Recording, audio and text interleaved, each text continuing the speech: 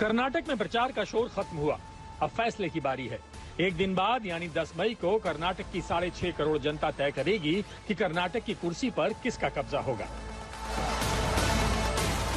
और कर्नाटक की जनता किस आधार पर यह फैसला करने वाली है, उसे समझने के लिए कर्नाटक चुनाव में बीजेपी और कांग्रेस के प्रचार वाले मुद्दों पर गौर करें। ये था बीजेपी और कांग्रेस के बीच चुनावी फाइट का लास्ट राउंड, जिसमें सोनिया गांधी की ओर से हुबली की सभा में दिया गया कर्नाटक की संप्रभुता वाला बयान मुद्दा बना। कर्नाटक के लोगों को इतना बेबस और लाचार मत समझे कि आप उन्हें फुसला दें।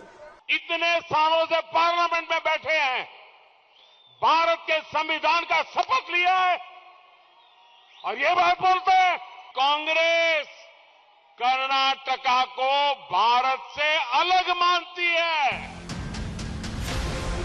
बीजेपी ने सोनिया गांधी के बयान को इतनी गंभीरता से लिया कि चुनाव आयोग तक से शिकायत कर दी।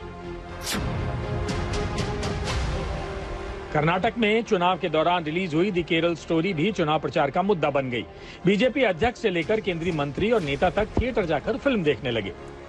लेकिन नए किस्म के आतंकवाद के बारे में यह फिल्म बहुत कुछ बताती है। दूसरी ओर फिल्म के रिलीज का विरोध कर रही लेफ्ट और कांग्रेस के अलावा पीएफआई से जुड़ी एसडीपीआई जैसे राजनीतिक दल प्रदर्शन तक करने लगे।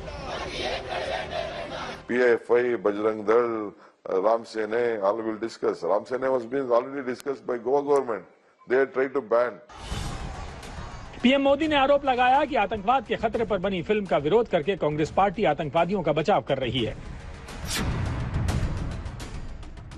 कांग्रेस के चुनावी घोषणा पत्र में बजरंग दल जैसे संगठनों पर बैन लगाने के वादे ने कर्नाटक के चुनावी माहौल को जयकारों से भर दिया। बजरंग बली की, बजरंग बली की, बजरंग बली की, बजरंग बली की। 40 लाख कार्यकर्ता वाले संगठन की पीएफआई जैसे देश विरोधी संगठन के साथ तुलना करके कांग्रेस बैकफुट पर आ गई थी। कांग्रेस पार्टी ने अपने मैनिफेस्टो में बजरंग बली को थाने में बंद करने का निर्णय किया है।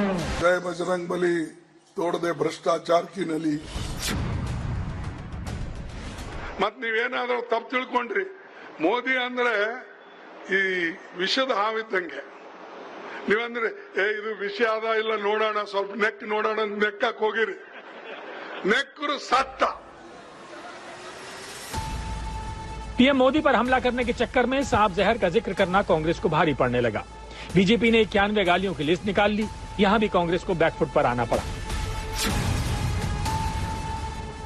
कर्नाटक में चुनाव प्रचार की शुरुआत हुई तो 4% मुस्लिम आरक्षण खत्म करके उसे लिंगायत और वोकालिंगा में 2-2% बांटने के मुद्दे पर सियासत हुई।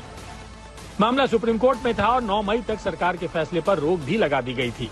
लिहाजा कांग्रेस ने लिंगायतों और वोकालिंगा को झूठा दिलासा देने का आरोप लगाना शुरू कर दिया।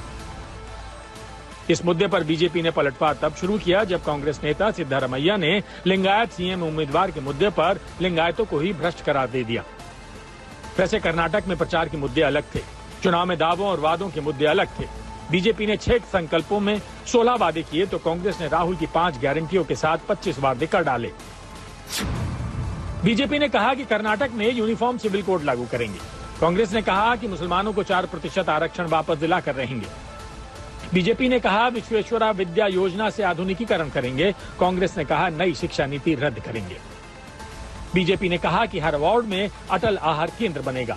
कांग्रेस ने कहा कि 200 यूनिट तक बिजली मुफ्त में देंगे। बीजेपी ने कहा कि गरीब को 5 किलो चावल और 5 किलो मोटा अनाज देंगे। कांग्रेस ने कहा कि बीपीएल परिवारों को 10 किलो मुफ्त चावल देंगे। बीजेपी ने कहा कि किसानों को 5 लाख का ब्याज मुक्त कर्ज मिलेगा। कांग्रेस ने कहा सरकारी नौकरी में पुरानी पेंशन स्कीम लागू करेंगे। इसके अलावा भी दोनों दलों की ओर से चुनावी वादे किए गए हैं जो सत्ता में आने के बाद पूरा करने के वादे हैं।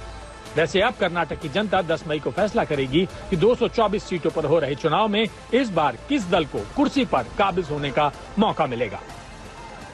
आज तक ब्यूरो।